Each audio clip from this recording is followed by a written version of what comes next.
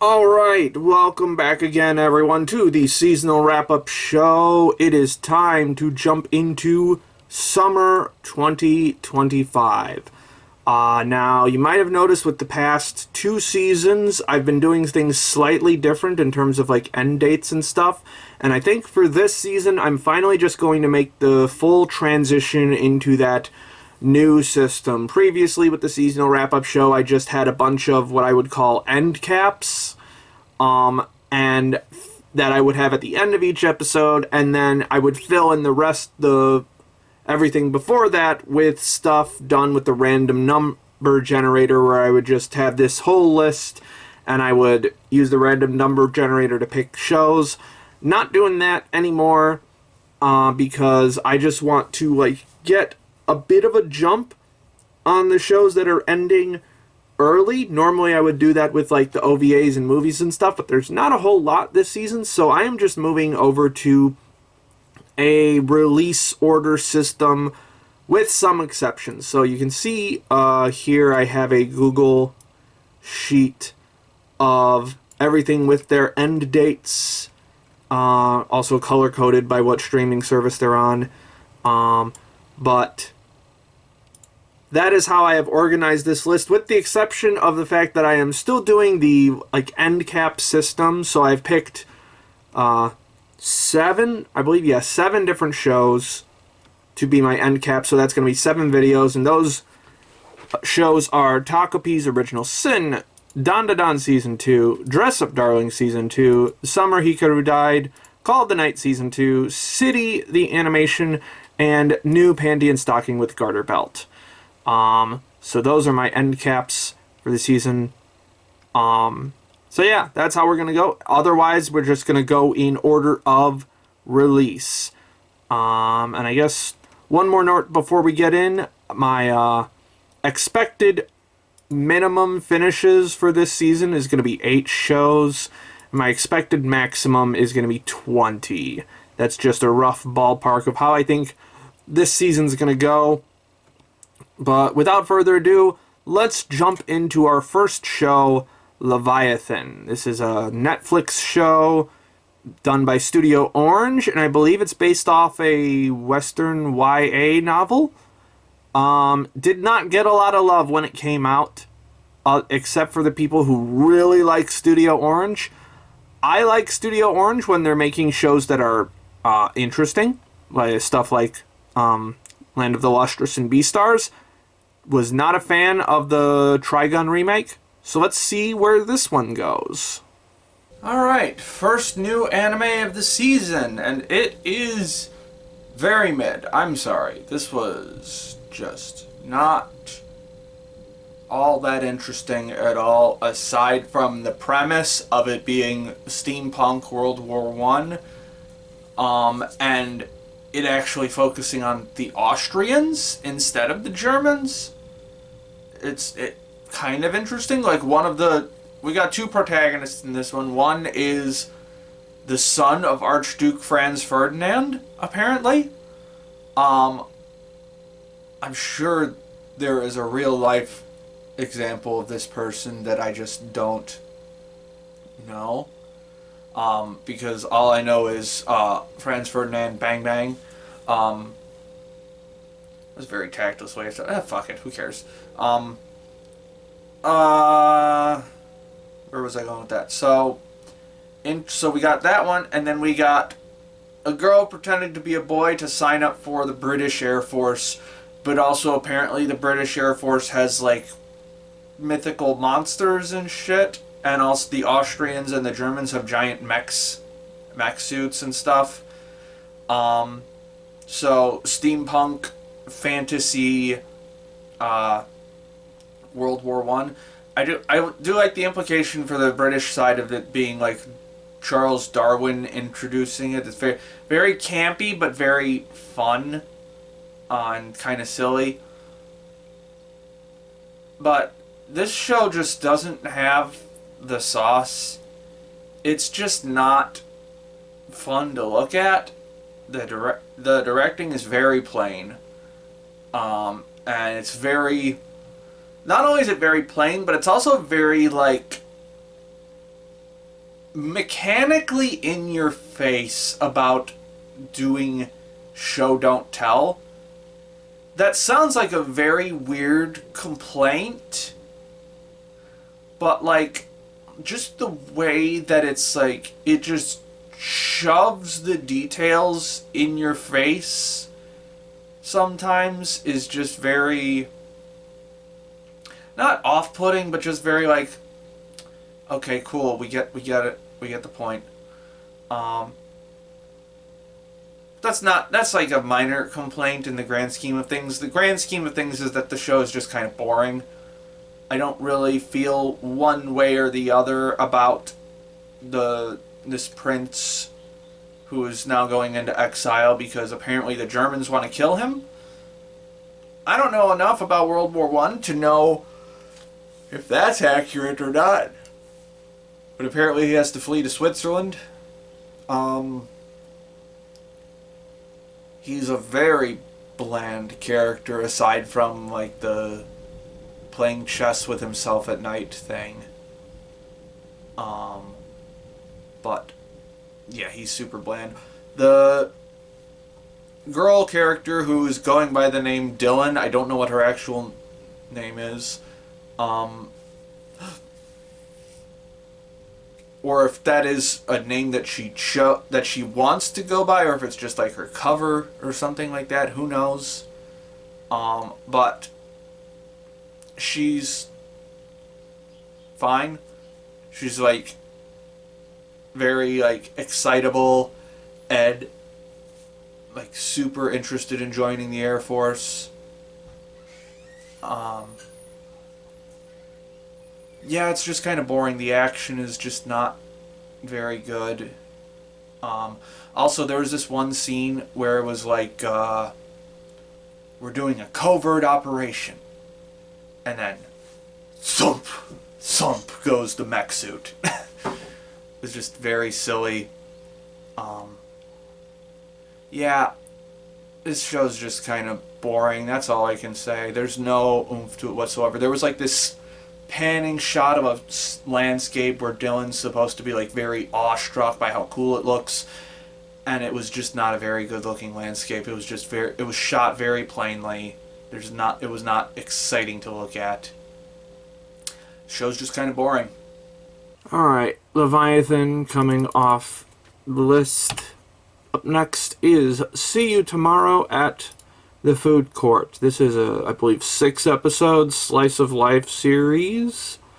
Have not really heard a ton of people talk about it. From what I've heard, it's just kinda decent.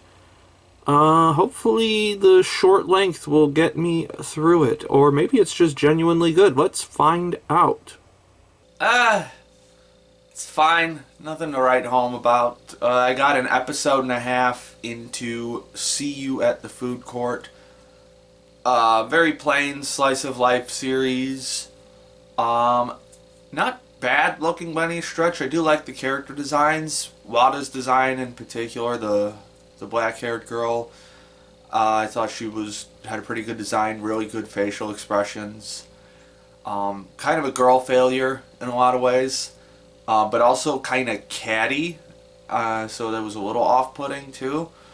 But it's just two girls hanging out in a food court, having conversation, which is fine. But the conversation is not like super engaging. It does exactly what it says on the tin. It is two cute girls having conversations at food court. Also, a lot of product placement so far. I've seen KFC, I've seen Baskin Robbins, I've seen Bandai Namco. Weirdly though, the food does not look good at all. The food looks really bad in terms of like anime food. It looks like the plastic food you would get in like a play set for a toddler. It looks like that. Like the fries just looked like they were made of plastic. Also, there's this one shot, it stuck in my mind, like she was eating like a chicken leg from KFC, and then it showed a shot of of her plate after it was done, and it had the bone on the plate, but the bone was like a rib bone from like beef, not a chicken leg, even though she was very clearly eating a chicken leg. So, weird oversight there. I'm kind of surprised that the food looks this bad when there are actual sponsors involved. Like, the ice cream from Baskin Robbins looked okay, but it didn't look particularly stand out. But the chicken did not look good at all. So I'm kind of surprised. Like, I'm just surprised that the sponsor would let them make that, I guess. Yeah, it's not particularly engaging. It's fine. Slightly Yuri coded / Yuri bait coded. Like, in particular, I'm thinking of the shot of the scene, because there's a lot of scenes where it's like, well, the Gyaru character's like, well, I'm doing this so that I can hang out with you more, and then the Wada's like, that's so nice, whatever. But like, there's a particular moment where it's like she's rolling for like a gacha, and the Gyaru Yamamoto says, I was like, well, then I wouldn't be able to hang out with you. And there's like like with the gacha rolls where you get like the SSRs, like the big flashy comet kind of animation, the shooting star streaking across the screen kind of stuff. It had a really elaborate like version of that. That was probably the best looking shot in the whole show that I've seen so far from the episode and a half that I saw. So there's that. I don't know if they'll go anywhere with that. Probably not. But yeah, it's fine. Maybe I would finish this if I watched it week to week, but maybe not.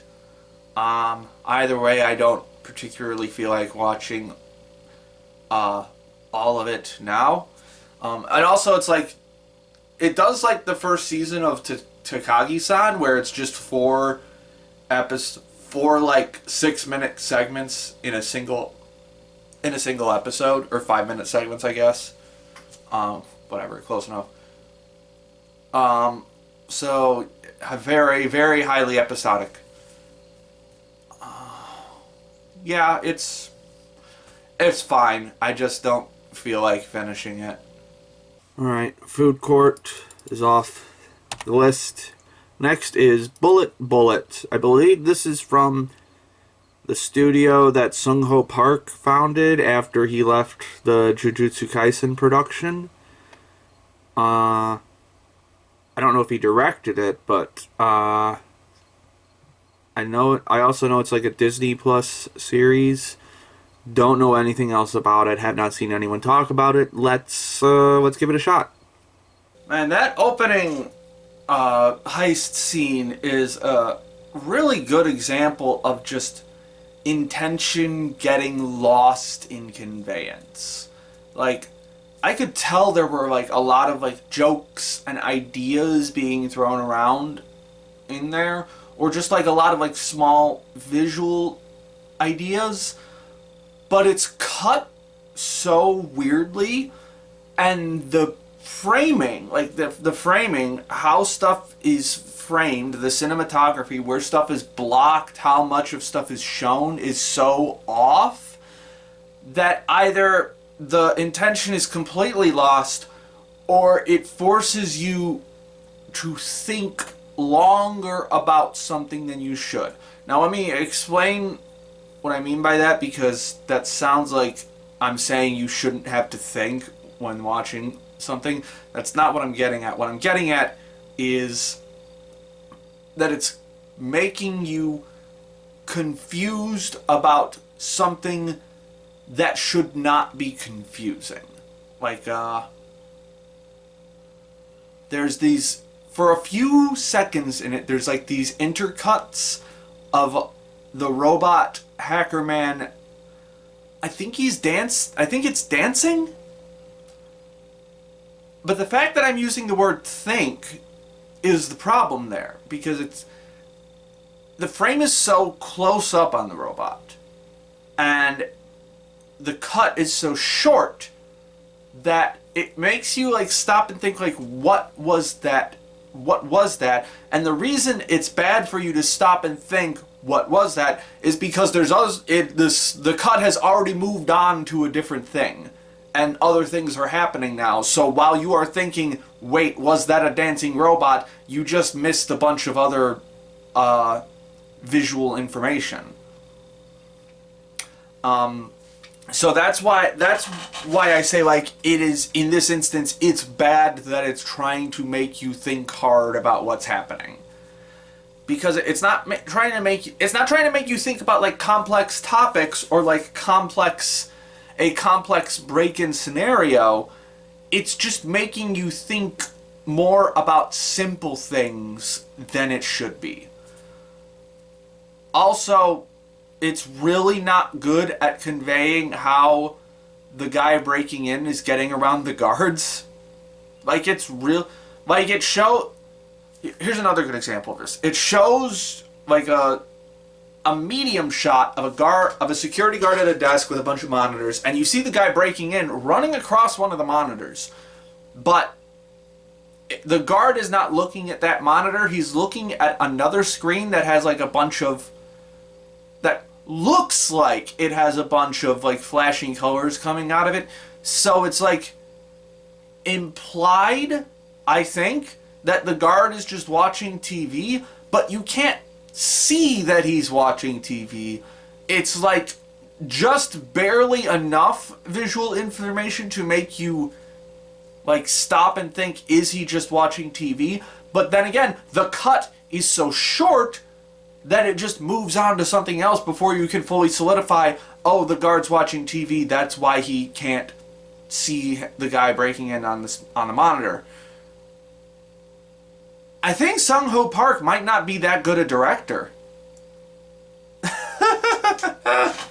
Like, yes, the first season of Jujutsu Kaisen was good, and I think he did the movie as well, which was really good. But when he's just sort of left to his own devices, like with this, and with the Dragons short from last year, I don't think he's good. I think E&H Productions might be a flop of a studio. Like, this was a bad venture so far. Because they made this, they made the Dragons short ONA, they made, like, that weird cat ramen show, I think, or no, they made some kind of cat ramen show, and they made something else that I don't remember the name of. It's all been bad in, like, the 2 years that this studio has existed. It's all been bad. Whereas, like, not this unfair example, but when Imaishi et al. Left Gainax to make Trigger, Kill la Kill was an immediate success. Like, they came out fucking swinging. So, like... And I'm sure there's other examples, too, of ones that have worked and ones that have failed. Like, if I recall correctly, Mappa was a pretty big success when it came out the gate. So, like, who knows? I think E&H Productions might be on the wrong path. Because everything they've made so far has been not good. Also, I dropped this at the introduction of the CG car drifting all over the place. The drifting looks so bad and goofy. The polar bear climbing into it looked fucking weird as shit. Not weird in, like, a funny, kooky anime way, just weird in, like, a this doesn't look right kind of way. It's bad. It's just bad. Alright, Bullet is off the list.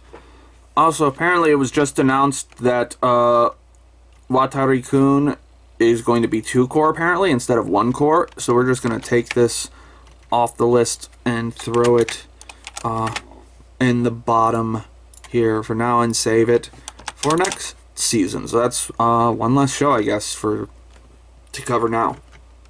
But in any case, next is Lord of Mysteries. This is a Chinese production that originally I wasn't going to add to this, but they've been doing so much promotion for it that I might as well give it a shot. I have absolutely no clue what it's about other than, I guess, mysteries. Maybe some supernatural stuff. Let's find out. Ah, yes, this is what the most of the Chinese productions look like. They don't all look like a herbivorous dragon. They're mostly very polished and shiny, but also very... what's the word I'm looking for? Incongruent. The parts are very incongruent. It all looks very staged, I guess, which is not necessarily like a fault per se. It is a choice of aesthetic that I don't necessarily enjoy. I got about 9 minutes into Lord of Mysteries, and mostly I'm confused. I have absolutely no understanding of the setting whatsoever, other than that this guy from our world got isekai'd into, it looks like Victorian Britain, but they keep saying the date is 1349 of the 5th epoch in the Iron Age. Like, I saw that at least twice, I think, and I don't know what that means. Like, there's a part where he's flipping through diary entries of the guy he got isekai'd into, and he was freaking out that they're notes on the 4th epoch, and I'm like, what does that mean? Why is the 4th epoch important? And I just don't understand what's supposed to be engaging about this, other than trying to figure out what's going on. I guess that's in the title, Lord of Mysteries, but like, I'm not really getting anything character-wise.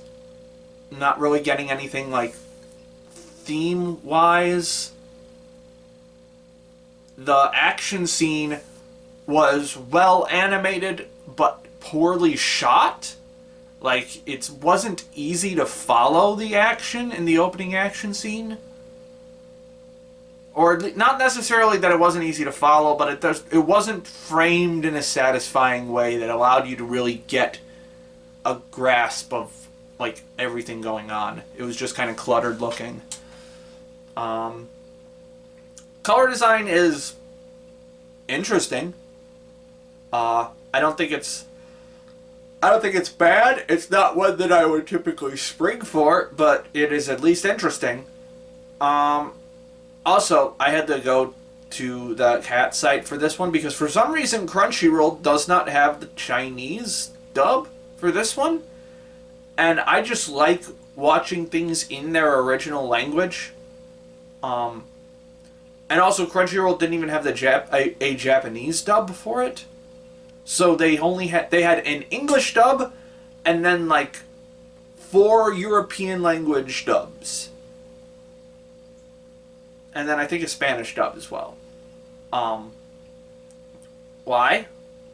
I don't understand Crunchyroll's obsession with not having the Chinese dub for Chinese shows on their website. It's very annoying. And it's got to be some kind of licensing thing. Because maybe it has... I'll have to look up why that is, because they did that with at least season 2 of Herbivorous Dragon. Can't remember if they did it with season 1. I have a feeling they did, but I'm not sure. But I watched season 1 in the Chinese dub, and I don't remember having to torrent it. Either way, I'll have to look into what they did with To Be Hero X, because that's coming up pretty soon on the list. Honestly, the very tiny thing that pissed me off about this show is, like, there's a scene of the guy's little sister cutting bread, which I didn't even know was bread at first, because the way that the knife is moving and how fast she's cutting, first of all, didn't look good. It didn't look natural, but also it looked like she was cutting into like sausage or some kind of meat or something. And then the guy bites into it and it's like super hard bread, apparently. And I'm like, that's not how it would cut if it was very hard bread. No. Just the really dumb thing that kind of annoyed me, the inconsistency of it. I would not make it all the way through this series. I'm already having too many problems with it. Having a mystery is fine, but when the entire point of the show seems to be keeping the viewer in the dark about what the setting is, what is happening, what the point is from jump, I get very annoyed, and I don't particularly want to watch any more of it. Okay, Lord of Mysteries is off the list. Up next, Pokemon Concierge Season 2. Another 4 episodes of this lovely little stop-motion series. Yeah, I liked the last one. Let's see if this next part is just as good. Alright, that's the first completion of the season. Just finished Pokemon Concierge Season 2. Honestly, a little disappointed. Not necessarily by anything in particular, other than I don't think the script and like the scenarios were really all that interesting. I was gonna say compelling, but I don't think that's really the point of Pokemon Concierge. It's supposed to be like relaxing and fun. I think now, if I recall correctly, it was fall 2024 was the first season, so like approximately 9 months ago. I don't quite remember, but you can go back in my seasonal wrap-up show to check that out. I believe that's when it was. That 9 months sounds about right. And I wasn't like super madly in love with the first season, but it was still really good. It was nice and refreshing, had a nice solid arc to it of Haru learning to become a concierge and just sort of learning how to relax in her new environment, and that worked really well. And this one is just a little bit more aimless and less focused. There is like some nice bits with Haru's like with a little bit of like imposter syndrome almost, of like her not fully believing that she's good at her job, even though she very much is good at her job. And those parts were fine, but not necessarily very interesting or well planned out. I guess they're not I guess this is just a franchise where it's this is a particular branch of the Pokemon franchise where it was like a one and done was probably a better idea. Maybe if this had been attached to season 1, maybe if you watch both of them back to back, it's a better experience. I also don't even really have all that much to say about it, because it's just the first season, but without the character arc of the first season. That's really all I have to say, to be honest. The pacing is notably less like gripping, I guess. Not even that less gripping. It's each episode is notably less engaging than previous episodes. If I'm having like trouble if it's not holding my attention for a 4 episode series where each episode is under 20 minutes, that we got some issues. We got some problems, Captain. Yeah, I just don't. God, it sucks that I don't even have any particular complaints other than it feels more disjointed and it's just not as, like, compelling narratively. I don't think it, I don't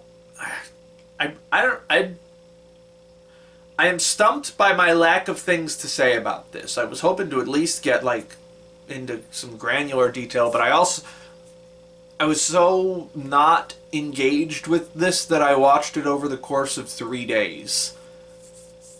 And that's like it's just barely over an hour of content, but that's how long it took me to watch this. So, like, it was just kind of boring, I guess. Animation is still about the same level as last time. Some of the models look really good. Some of them are a little bit questionable. Like some of the ones where they use more of like a clayness to it instead of like a whatever felt they use for the models. The clay looks a little bit less good. Like I think I'm trying to think of some specific. The Magikarp were fine actually. I was fine with the Magikarp, but like again, I think I mentioned the Graveler in last season not looking particularly good. Still doesn't look particularly good this season, but it's fine. Some of the walk cycles looked a little weird, but other than that, animation.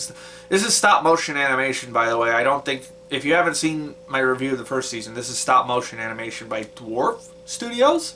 Never heard of them aside from this production, but like in terms of like a low, what am I trying to say? In terms of like a small project, looks pretty good for stop motion, like comparatively to other stop motion stuff I've seen. Looks pretty good.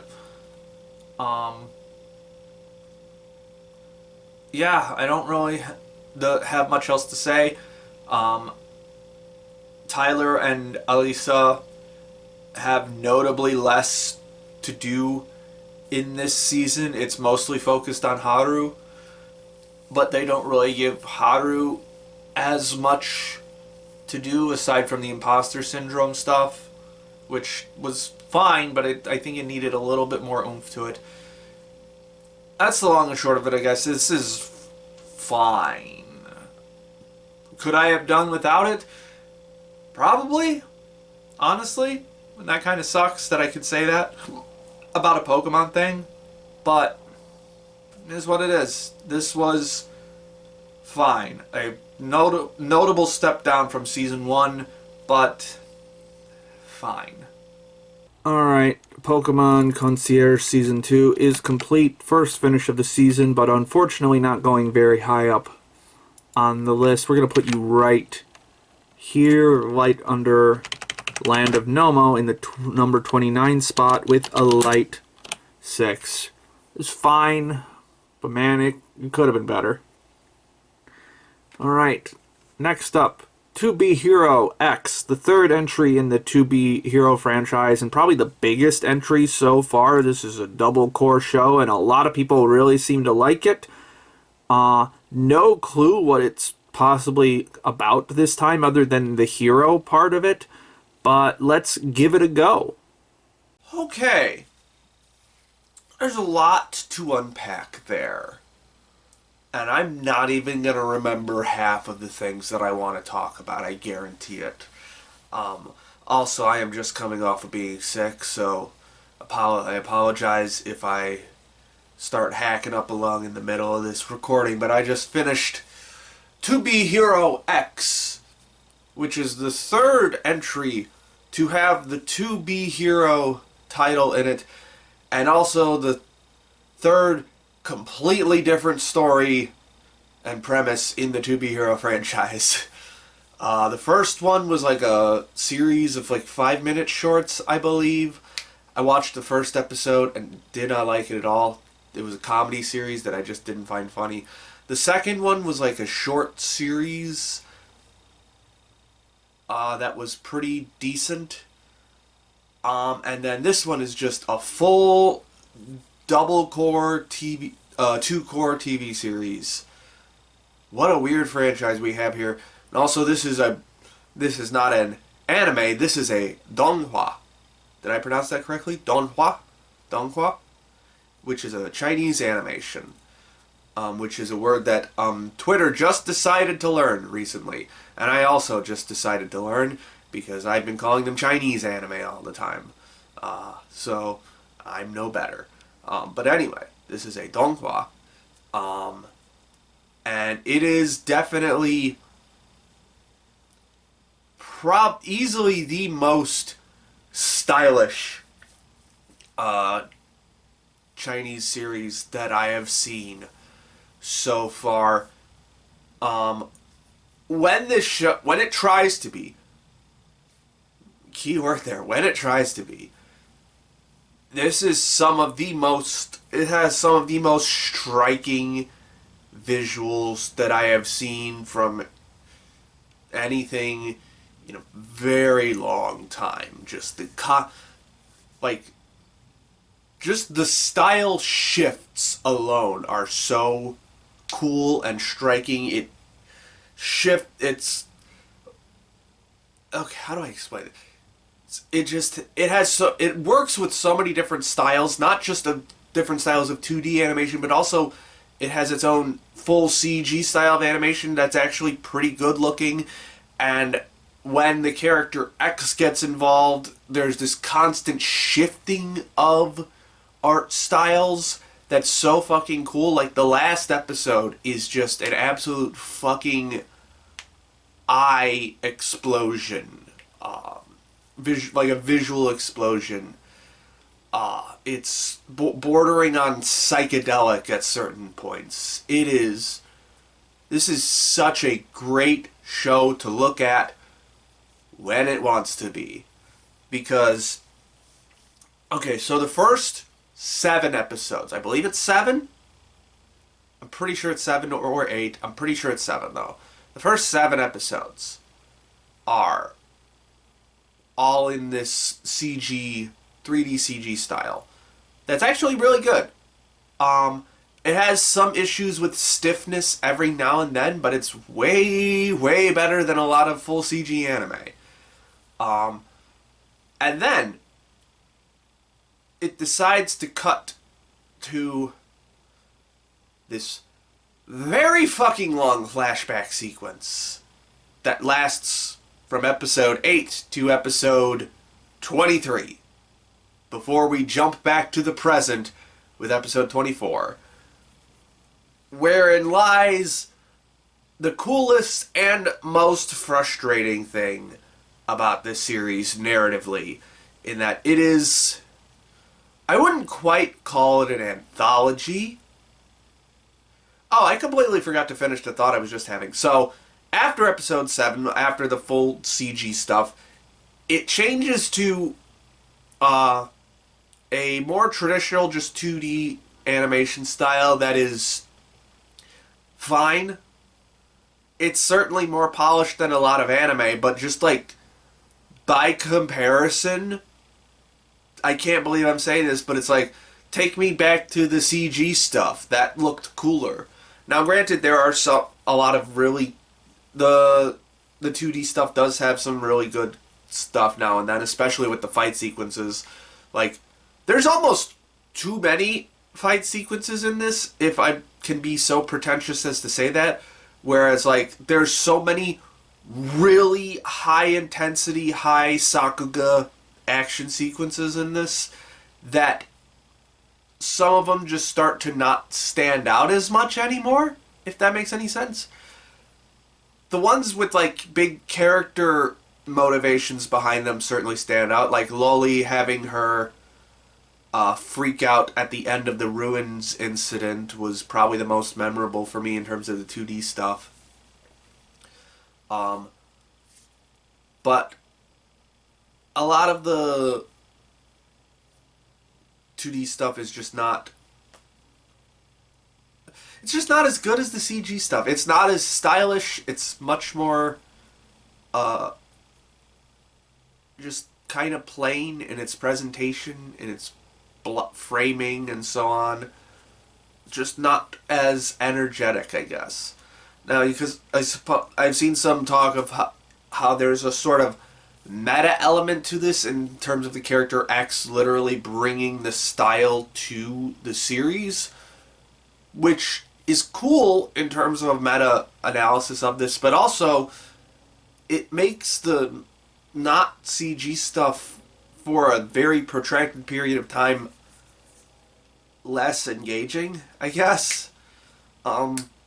Before it comes back with a fucking vengeance in the final episode with so many style shifts, so many cool ways to just fuck with the animation.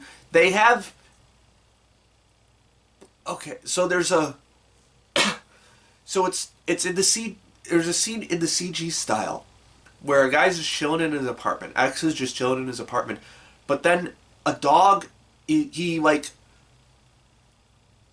He turns the dog into a 16-bit character that's just running around the walls of his apartment, and it's one of the coolest and things I've ever seen, and also one of the things where I'm like, that must have taken way too much fucking effort for what it came out as, kind of things, because like, unless you are an appreciator of 16-bit animation, and it's not 8-bit, it is specifically 16-bit because of the color choices that are involved in it.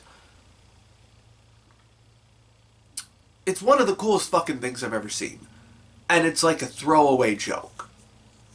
That is what this show is capable of when it wants to be. When it's bogged down... Oh, my light went out. Oh well. When it's bogged down in the middle section... It's not bad, but it's just... Give me more of the other stuff. So anyway.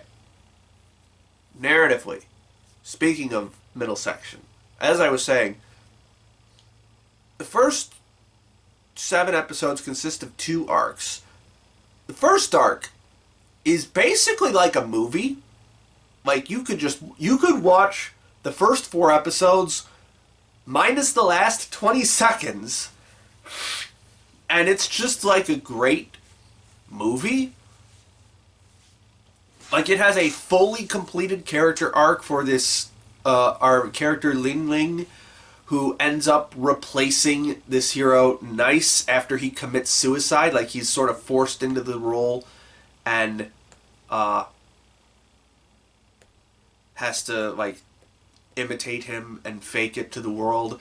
And it has this really great coming into your own character, your own self kind of story arc to it with Ling Ling, and how he views himself, how heroism is viewed, so on and so forth. And then, in the last 20 seconds of the 4th episode, they kill the love interest out of nowhere.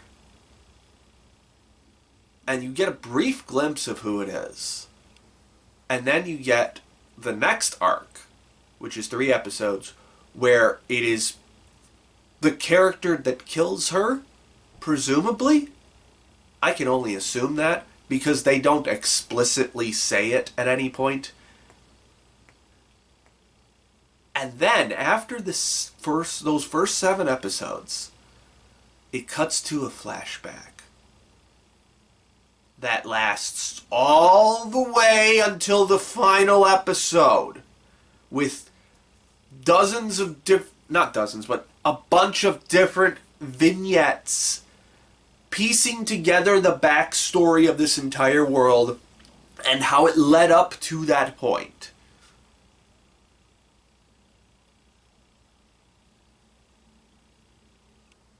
And I'm gonna... Here's the thing. I'm gonna do something I normally don't do. And I'm gonna give this show the benefit of the doubt and say, I just didn't understand some of what was going on. I'm gonna give it the benefit of the doubt on that. Because otherwise... there is just so much stuff left unexplained. Now, there is stuff that I can definitively say is just left hanging there's just no resolution to it. I do not like that Loli's arc is just completely left hanging and we don't get a resolution to it. Presumably because the final episode leads on a cliffhanger of like the big tournament thing. That is where resolution would take place. But we still don't get that resolution, so fuck you. But also, I'm sure someone is going to explain this in the comments. Weirdy, I know you're listening to this. So, Moon gets domed in the 4th episode by presumably new Isol. And then we wait. Let me do the math. Hold on. 15. 16 episodes for it to go, yep, we're investigating what happened here. And then we get like 5 seconds of Ghostblade coming in and attacking Isol, new Isol, after that happened. But we never get an explanation for why new Isol did that. I am racking my brain because I was paying so close attention to that final episode, looking for anything as to why he did that. And I, for the fucking life of me, cannot figure it out other than something related to Rock, who I believe that's the subtitles that Crunchyroll gave him, I believe, or whatever. I think it's Yan something. The guy with the very chiseled guy with the stylish beard and the ponytail. That guy, one of the agency heads or whatever. I just don't understand why that happened. I don't understand why Moon died. I cannot, for the life of me, understand it. And the fact that that happens in episode 4, and then I spend another 20 episodes waiting for an explanation that I don't get. What's like 2 levels above frustrating? Whatever that is, that's what I feel right now. Like annoyed, frustrated, something even more. It is actually infuriating.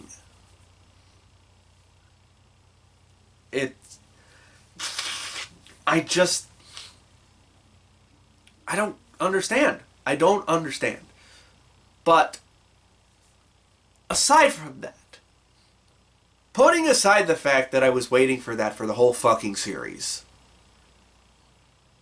the other characters are actually really good. I loved Loli and Nono's arc. I'm going to butcher all of these names because I can pronounce Japanese pretty well. I cannot pronounce Chinese very well.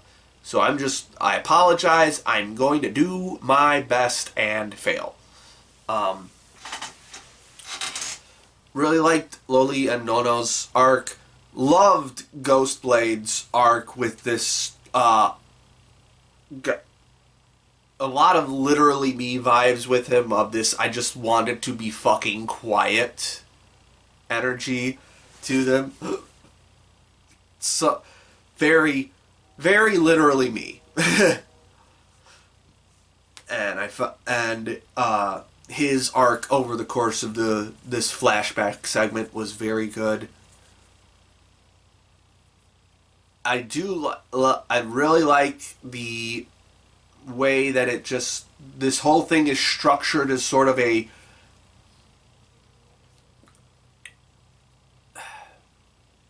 themes are not easily explainable for me personally, but the themes are very readily apparent in terms of like media manipulation and perception and how that changes how people are viewed and what effect that has on them and on society with the trust levels and the fear levels and so on like that. And oh, that just reminded me that I have to talk about the Lucky Sion art ending. Okay. So, thematically, the end to the Lucky Sion arc, where it's all the people on this crashing airplane passing on their hope to her for the future. And that's how she gets her luck powers, essentially. Really cool. I like that. Very hopeful. Very in line with what the show has presented so far. What I don't like is that the way this information is revealed to us is... I'm going to explain this as explicit detail as possible, because the more explicit I get, the more stupid it sounds. So, she's fighting her childhood friend. She's trying to plug this flash drive into a computer. She plugs the flash drive into a computer. Childhood friend smashes the computer. Sparks flying everywhere. Screen's shattered. The console in the center is shattered. And then they're fighting. And then she throws a marble at the thing that sets off the sprinklers. And then the sprinklers, the water from the sprinklers, short circuits the computer that's already broken and causes the specific audio file on the flash drive that she was looking for to play. And not only are the speakers still functional, not only do they keep working throughout the sprinklers raining down on that computer, but again, this audio file is of the inside of a plane fuselage as it's crashing. And we can hear crystal clear the voices of every single passenger on this plane passing on their hope to baby Sion.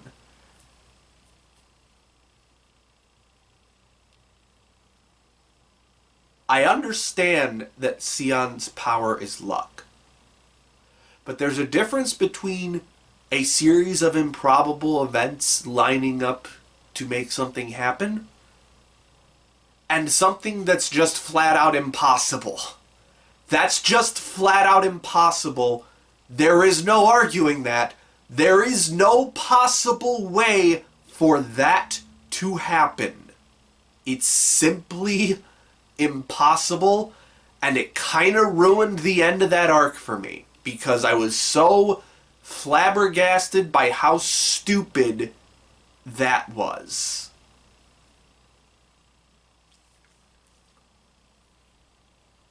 But, okay, so my thoughts have been all over the place at this point. I feel like I've been recording for quite a while at this point. I'm not sure how long I've been recording, actually, but I know it's probably enough for you to get the point of I really like what this show tries to do. I love the themes that it's going for with the trust theme and how we invest hope in other people and how our perception, the world is literally shaped by our perception of it. Love that. But the thing that keeps this from being like a favorite for me, despite the really cool themes and despite the really stellar presentation for half of the series, is it just there's so many things that are there are, like, not even that. There are just, like, a few things that are utterly infuriating that stick in my craw that I just can't get over. And two, this is where I'm going to chalk it up to me just not fully getting it. This is where I'm going to give it the benefit of the doubt, but still take points off anyways. Is keeping track of where everything happens is a chore. Not a chore, but it's a struggle to be like, okay, so this happens here, then this happens here, but okay, that happens there. Wait, no, okay, so then this must happen here. It's fun when you finally piece it together in the end, but it's also very frustrating getting to that point sometimes. And just this massive middle section that's a whole flashback that honestly has nothing at all to do with the first 4 episodes, if I'm being quite honest. Has nothing to do with them aside from the specific characters that show up in those first 4 episodes. Like in terms of like writing style and themes, absolutely nothing to do with each other. Which is why you could almost call this like a pseudo anthology series of sorts. I don't know where I was going with this thought. But what I will say though, I appreciate the big swings. I appreciate how fucking ballsy it could get with some of the stuff that it does. I appreciate the big fucking swings that it takes. And I'm gonna remember the big swings. I'm also gonna remember the really frustrating shit. That's just how it goes. Alright, 2B Hero X is complete.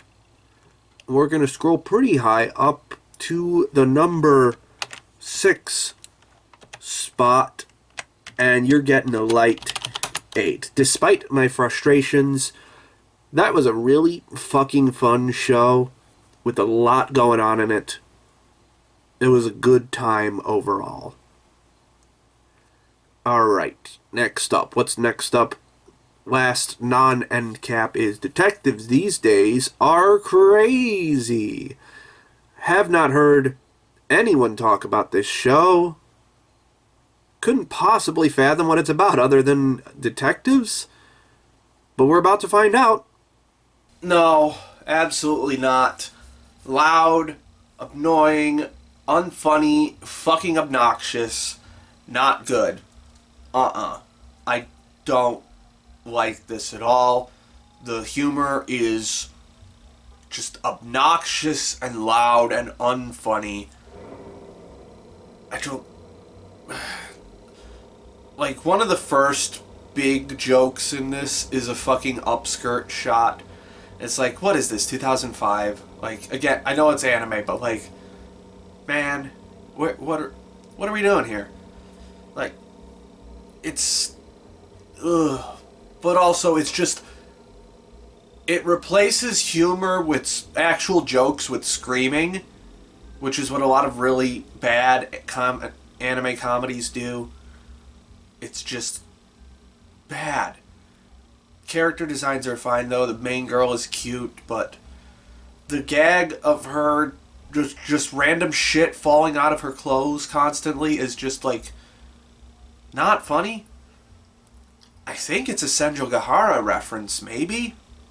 That's the only thing I could possibly think of, but it's just, it comes completely out of nowhere, and it's just not funny at all. Ugh, no. This sucks ass. Alright, let's take this shit off the list. Alright, first end cap of the season, Takopi's Original Sin. This is one of my favorite manga, and I've seen some clips of the production, and it looked fucking fantastic. This might end up being my favorite show of the season just on how much I love the manga, but let's see how the anime do. Yeah. Yeah, that one still hits. Fuck. Okay. Just wrapped up Takopi's Original Sin. Right in time for a fucking ambulance to be driving by outside. That's odd timing. Anyway. As I've mentioned before, this is one of my favorite manga. Actually, I can probably grab it off the shelf right now. Yep, there it is. Takopi's Original Sin. Taizan 5 is the author. Might be pronounced Taizan Go, maybe, since it would be in Japanese. But anyway, I read this either last year or earlier this year, I can't remember, and was completely blown away by it. And, yeah, this is perhaps the best possible adaptation it could have possibly gotten. First of all, it got, the episodes were not uniform lengths, which was really interesting. So, maybe this didn't air on TV, or maybe they just gave it the space that they needed regardless of commercials. More likely this just aired online. I didn't look it up to see if it was an ONA or if it was TV. It's probably an ONA. Like, the first episode is 37 minutes, which is like an episode and a half of a regular anime. And then I noticed, like, all the other episodes, they were, like, around 24 minutes, but not quite. Like, one was 22, one was 26, one was 23. So definitely, honestly, the best approach you could have to this, just in terms of, like, making sure everything is paced properly, because there's like, that is a problem you will run into even with the best TV anime, is it has to conform to the 23 minutes and however many seconds time slot that it's given. So even on, like, a micro level, like on a second by second level, there could be some things where it's like, oh, they had to make this slightly longer for no reason other than the time slot. And when you don't have that as a restraint, you can just pace everything perfectly. And boy, this show is paced fucking perfectly. There is maybe only one or two instances of dead air, I think, at all in this.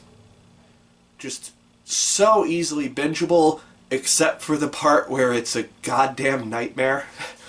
This is, like, if you were to ask me, like, what my top 5 most fucked up anime are, I would put this in there solely because of the extremely,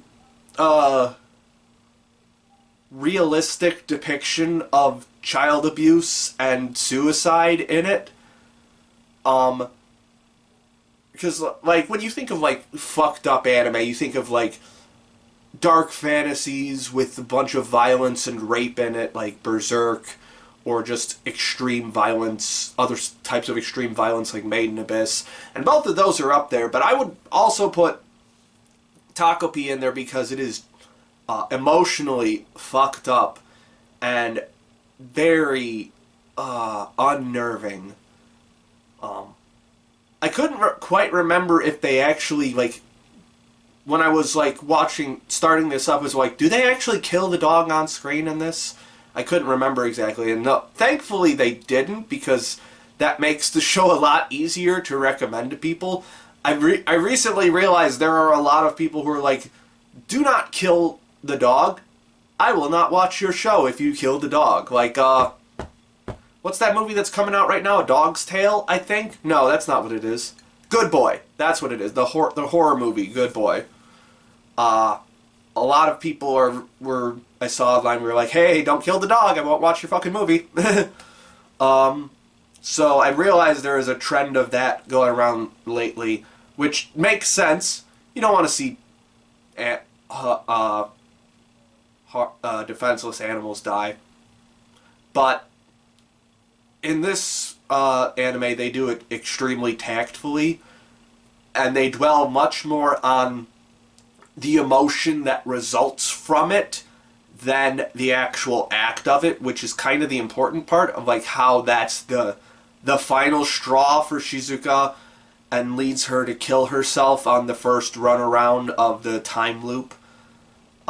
Because this is also partially a time travel series for the first 2 episodes. and then it just becomes a fucking thriller drama with a little bit of sci-fi in it. All of this starring a magical talking octopus. It is, it's a lot, and it's also very anime. But, yes, I was going to say the three main characters in this, but I would also include Takopi in that. Is the four main characters of this show are just so incredibly well realized in their motivations, in their how their environment has shaped them and how that causes them to do the things that they do. How Shizuka essentially has a one bad day moment. No, that's not quite a good expression of what happens. It's just sort of the accumulation of all of the bad things in her life leading to essentially a psychotic break that leads her to become truly, like, fucked up in a lot of ways. Not necessarily in, like, an intentional kind of way, because, again, she's a fourth grader, but just the severe psychological stress causing her to break, and just this desperate plea to have things be right or normal, which leads to, like, in episode 2, like, whoa, you killed the girl who was bullying me. That's so fucking awesome. And you're like, oh no, this is going to bad places. Uh-oh. And then we have Marina, the bully, who is like, oh, you're actually just as fucked up as Shizuka, because your mom is losing her mind because her husband is cheating on her with Shizuka's mom, apparently. They don't explicitly say that, but they are. They say it's pretty obvious. And so you sort of, you see how, like, the chain of logic goes from that to Marina bullying Shizuka because she thinks that Shizuka's ruining her family.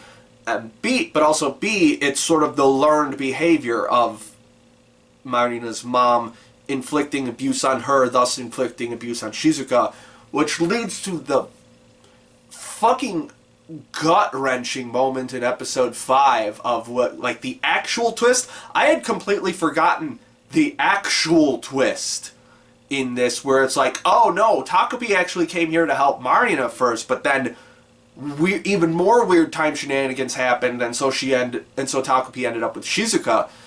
But in the actual first time loop, where it's like Takopi's still not understanding how humans work, it's like, oh, you beat the shit out of me because you learned that from your mom. That means you're going to be a good mom. And Marina's like, just has a fucking 1,000-yard stare at that moment of just like the, oh no, and it's like, ouch, fucking ouch. It's a lot. And then we have Azuma. I think that was his name, Azuma. Yeah, that's Azuma. Just the please give me attentionness of him, desperately trying to win over his mom's affection, and just his older brother going to like, hey, you can talk to me anytime, just talk to me about whatever, but him just totally not recognizing that at all until the very last minute,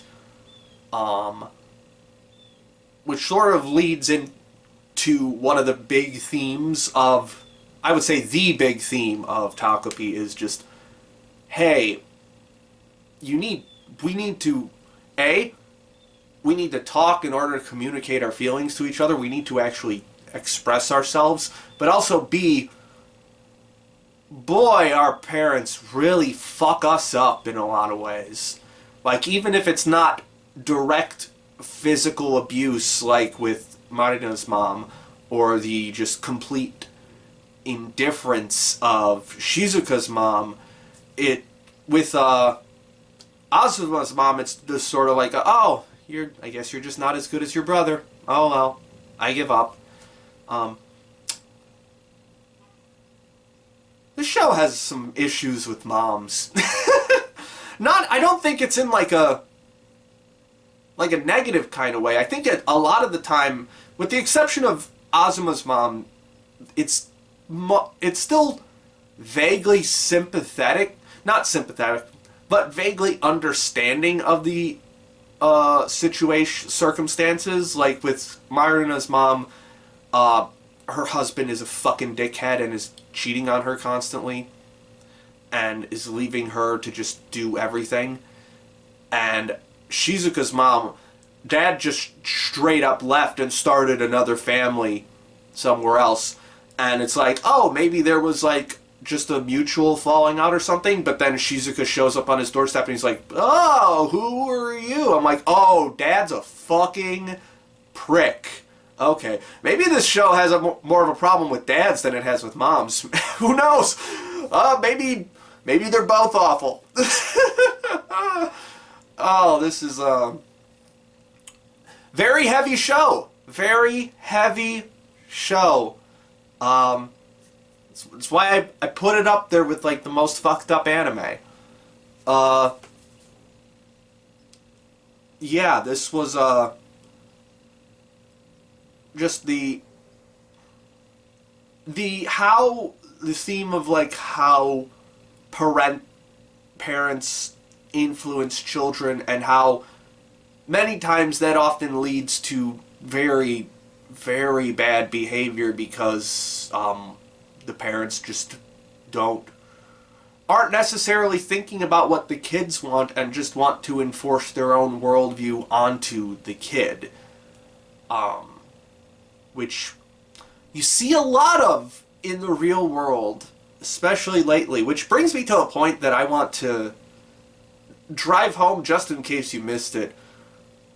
There's been a lot of discourse online lately about like what it means to say like all art is political, by which it means like all art is filtered through the lens of a political ideology, not necessarily like a laws and policies ideology, but just sort of in a what does how your political ideology influences your worldview, and as such, how those ideas filter into fiction. But also, Takopi is just explicitly political as well. Like, it touches on things that are very explicitly political. Like, I think this is the first anime I've seen that actually just straight up says COVID. Because like in the high school segment scene in episode 5, it takes place in 2022, and the first thing is like, oh, the novel virus and the vaccines, does it work? Like the Marina's mom is falling into the rabbit hole of right-wing conspiracy theories about vaccines and stuff. But then also, it's like, her mom just explicitly says the word COVID at one point. I don't know what the word COVID is in Japanese. I couldn't tell exactly if her mom said it in the dialogue, or if that's just what the subtitles localized it to. But I have a feeling that it's explicitly mentioned as COVID, because normally when with a lot of with the few anime that have actually made reference to the virus, that's all they ever do, is they call it the virus. Or some new plague, like that fucking shitty romance anime from like either last season or a couple seasons ago. I can't quite remember. But also, on that front, like, yes, it is explicitly political in that it's talking about conspiracies about vaccines and health and safety and such. But also, I think it is explicitly political to set the bulk of the anime in 2016. You might now follow me on this. We all know what happened in 2016. that was the beginning of Trump 1. And a lot of people point to 2016 as the year where everything fell apart. Which, a little simplistic to think about it that way, but in terms of like the there's no going back mentality, I think 2016 is a good place to put it. And to like center this incredibly dark drama around abuse and influencing the next generation and just the complete breakdown of psyches, to set that in 2016, I think is a deliberate choice. I don't know what the author has said about that explicitly. I doubt they will actually say something about that explicitly. But in my mind, that is a deliberate choice to set it at what a lot of people view as the turning point for the modern world. So, yes, I would say that Takopi's Original Sin is explicitly political in a lot of ways. Yeah, this was just, all of this just swirls together and combines into like a near perfect narrative that touches on all of the things that I've mentioned so far. And I love that the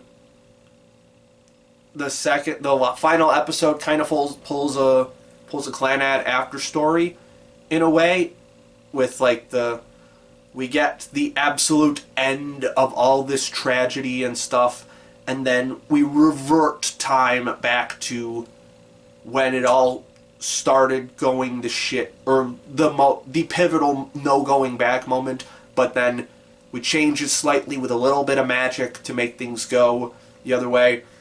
I'm sure some people would interpret this as like just a dumb magic MacGuffin, but I think it's not necessarily the same device as in Clannad, but in this, it's more of a metaphor, I believe, for what if someone had injected a little bit of kindness right here? How would things have turned out differently?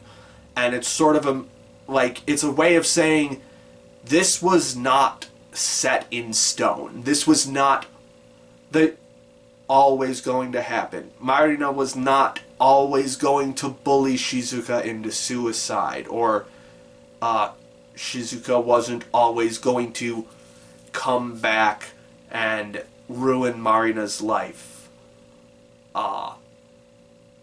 Those things were not meant to be. And then we get that final, like, present day 2022 sequence of them just being high schoolers hanging out together because they got to bond over their trauma, because they actually decided to look at each other instead of just viewing them as something that is being a negative strain on their life, as just viewing them as some external force that can't be reasoned with, or something that has to be thrown away.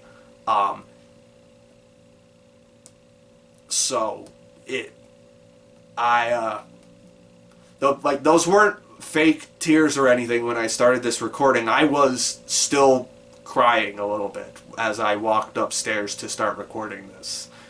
It's so incredibly emotional and powerful, and definitely a thing that we need right now. It's definitely... we need a little bit more... we need a lot more understanding in the world, and just sort of, instead of just looking at things and going... we need to look at things as though they are humans, I guess. For the record, that's not me excusing any of the fascism that's going on. That's still fucking horrible. just in the same way that Mayuna bullying Shizuka into suicide is horrible, but especially when we're through the lens of kids enacting this violence that in a lot of ways the world has taught them and the people who are supposed to be guiding them have taught them. It's definitely something we should be thinking about. And of course all of this is helped along by an absolutely fucking stunning production. It's definitely not much more fluid and slightly more abstracted with its character designs in a lot of ways than you typically see with anime. There was definitely a lot of time and planning put into this production for it to look as good as it does. Just the hyper fluidity of the character acting, the incredible color design, just the richness to the colors in this. Some of the more different the sequences with different styles of animation were really cool, like when Takopi visits his home planet.